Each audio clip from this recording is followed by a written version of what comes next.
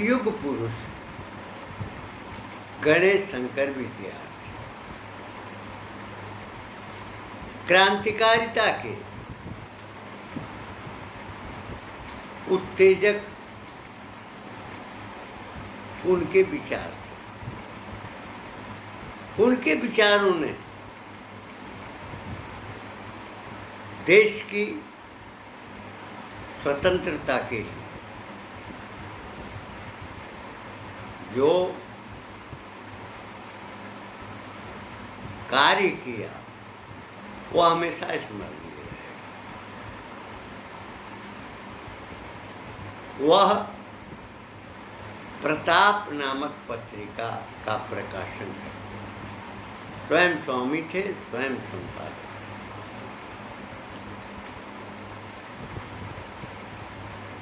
उनमें जागृत करने की अमोघ शक्ति थी। उन्होंने राजस्थान का इतिहास खंगाला। महारानी पद्मिनी से लेकर महाराणा प्रताप तक। महारानी पद्मिनी जौहर कर गई थी। वो कहते हैं बलिदान बलिदान बलिदान। कब तक ये बलिदान होता रहेगा? कर्मवीर महाराणा प्रताप में उन्होंने स्पष्ट लिखा और जनमानस को जागृति प्रदान की। जब हल्दी घाटी का युद्ध चल रहा था तो सूर्य आसमान से अपनी संतान को जूझते हुए देख रहा। राणा प्रताप ने सलीम के हाथी के ऊपर उनके चेतक ने अपनी अगली टाप लगा दी और उनके भाले से हौदा गिरा। मुगल सैनिक उनको घेर चुके थे और राणा प्रताप लगातार तलवार चला रहे थे। विद्यार्थी जी ने कहा कि भाई तुम्हारा ध्यान, तुम मान सिंह को ढूंढो जो गद्दार था, राजस्थान का ही नहीं, वह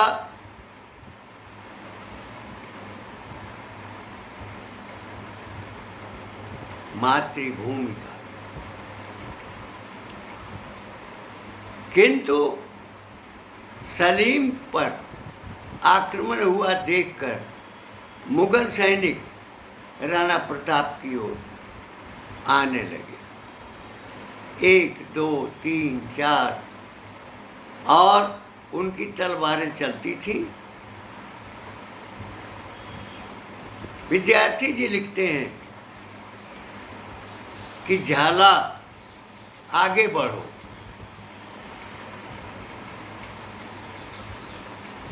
पहले प्रताप को संबोधित करते हैं कि प्रताप अपने सोने के तुच्छ मुकुट को फेंको, फेंक दो। राष्ट्र के लिए, देश के लिए, स्वाधीनता के लिए फेंको। नहीं फेंकोगे, अभी भी फेंक दो। हाँ, सादड़ी के झाला आगे बढ़ो। झाला ने बलात् उनके सिर का मुकुट उतार लिया और उसे स्वयं धारण किया। राणा से यह विनती की कि आप जाओ युद्ध के मैदान से, आपकी आवश्यकता रहेगी, आवश्यकता पड़ेगी, युग युगांतर तक आवश्यकता पड़ेगी। वर्तमान आपकी सुरक्षा खोज रहा है। झाला को मुगल सैनिकों ने महाराणा प्रताप समझ लिया और उनके ऊपर आक्रमण होने लगे। झाला ने अपने प्राणों की आहुति दी और राणा प्रताप बनास नदी पार करके आगे की ओर बढ़े। उसके बाद वो लिखते हैं कि प्रताप एक किला दो, दूसरा किला दो, तीसरा किला दो, चौथा किला दो, सब दे दिए। अब जंगलों और पहाड़ियों की खाक छान, रसद बंद हो गई, कोई अर्ज नहीं गए हुए, पत्ते कहीं नहीं गए। जंगलों से प्राप्त फल अभी बना हुआ है। प्रताप, हमारे देश का प्रताप, हमारी जाति का प्रताप, हमारी परंपरा का प्रताप, हमारे आदर्श का प्रताप तू नहीं है, तुम्हारा यश और कीर्ति है। विद्यार्थी जी ने वही कार्य किया जो कार्य चंद्रवरदाई ने पृथ्वीराज रासो रच करके किया, जो कार्य जगनिक ने आलखंड का की रचना करके और पौरुष का, आत्मचेतना का, आत्मदृष्टि का, आत्मबोध का विस्तार किया था, जो आज भी भारतीय वाङ्मय में अल्लाह की कहानी गाई जाती है। जगनिक के समय में ही या उनके अनंतर चिंतामणि, कवि गंग, कवि भूषण, कवि बिहारी, अनेक रचनाकार हुए जो युद्ध क्षेत्र में जाते भी थे, लड़ते भी थे, तलवारें चलाते भी थे और सेना का, सैनिकों का उत्साह बढ़ाने का और उसका नेतृत्व करने वाले पुरुष का मनोबल बढ़ाते थे। ये मनोबल की बढ़ाने की परंपरा ये कवियों में बराबर रही है। प्रत्येक राज्य में कवि हुआ करते थे, उनके दरबार में रहते थे, उनके साहस पराक्रम का जयगान भी करते थे। श्यामनारायण पांडे जी ने विद्यार्थी जी के कालखंड के उपरांत हल्दी घाटी की रचना की। उन्होंने जौहर महाकाव्य की रचना की और उन्होंने शिवाजी महाकाव्य की भी रचना की। उन रचनाओं में जागृति थी। हल्दी घाटी का प्रारंभिक पक्ष महाराणा प्रताप की भावना को व्यक्त करता है।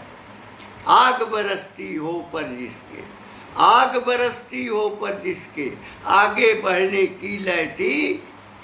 आग बरसती हो पर जिसके, आगे बढ़ने की लय थी।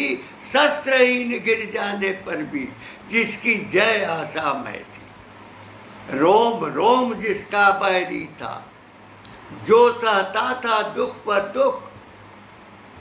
रोम रोम जिसका बैरी था, जो सहता था दुख पर दुख। कांटों के सिंहासन पर भी सत सविता सा जिसका मुख। रोम रोम जिसका बैरी था, जो सहता था दुख पर दुख, कांटों के सिंहासन पर भी सत सविता सा जिसका मुख। भाई ने भी छोड़ दिया, भाई ने भी छोड़ दिया, पर रखा देश का पानी है। पाठक पढ़ लो उसी वीर की हमने लिखी कहानी। भाई ने भी छोड़ दिया, पर रखा देश का पानी है। पाठक पढ़ लो उसी वीर की हमने लिखी कहानी। ये कवियों की परंपरा में राष्ट्र की सुरक्षा और समृद्धि का संचार हुआ। जहाँ मैथिली शरण गुप्त ने भारत भारती लिखी, जहाँ अयोध्या सिंह उपाध्याय हरिऔध ने प्रिय प्रवास लिखा, मैथिली शरण गुप्त जी ने साकेत महाकाव्य लिखा, वहीं सुभद्रा कुमारी चौहान झांसी की रानी को लेकर के आए। महाराणा प्रताप महारानी पद्मिनी को लेकर के आए। राष्ट्र कवि रामधारी सिंह दिनकर उर्वशी को लेकर के आए,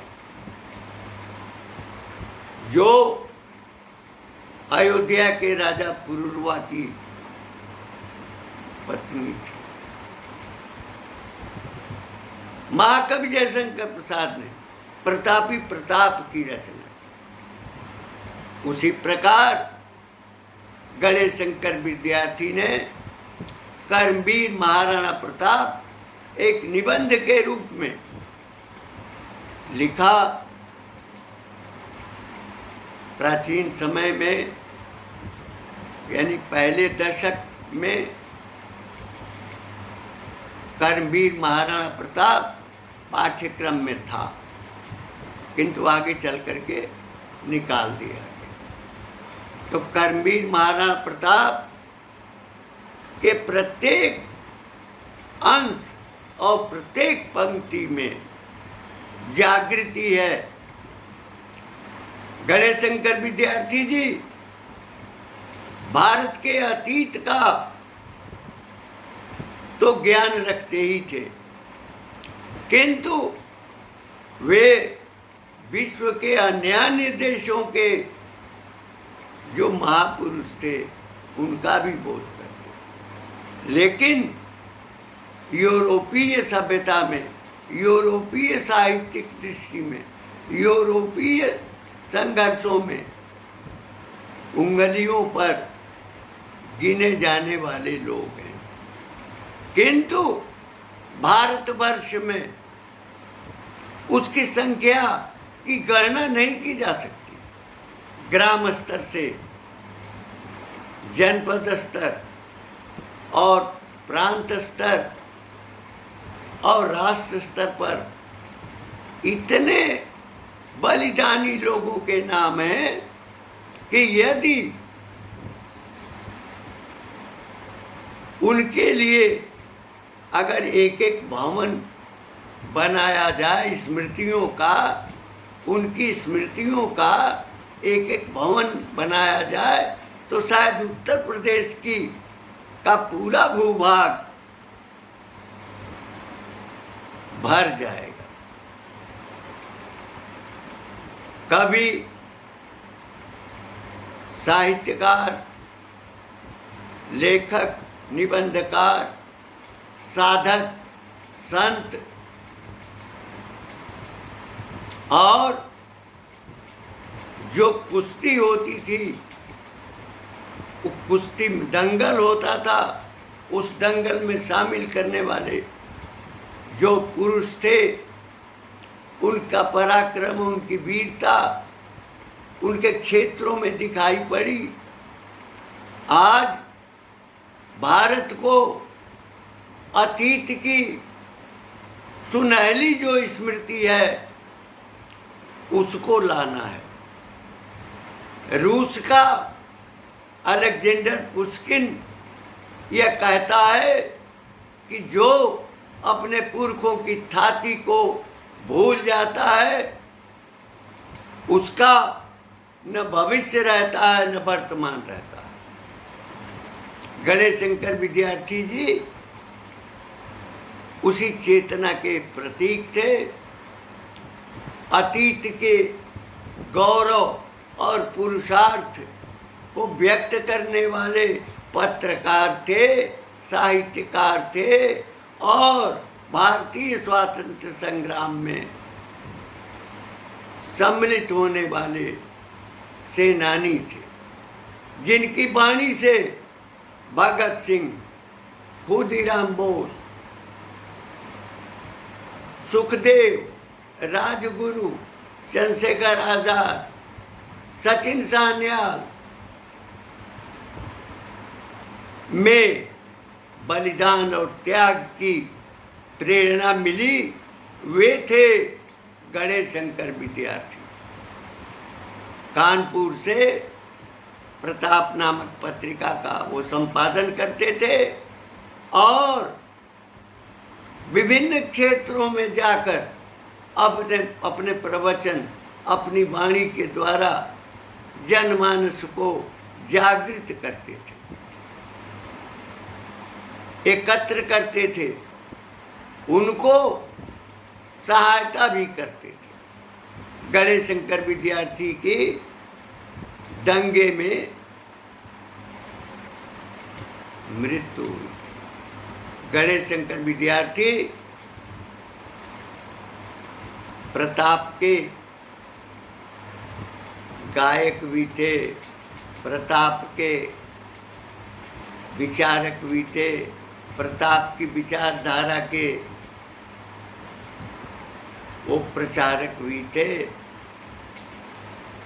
उनकी रचनाओं में, उनके निबंधों में यह जागृति सदैव रही है और उसी का परिणाम था कि नारियां भी स्वातंत्र आंदोलन में सम्मिलित हुई थी। इन शब्दों के साथ मैं अपनी वाणी को विराम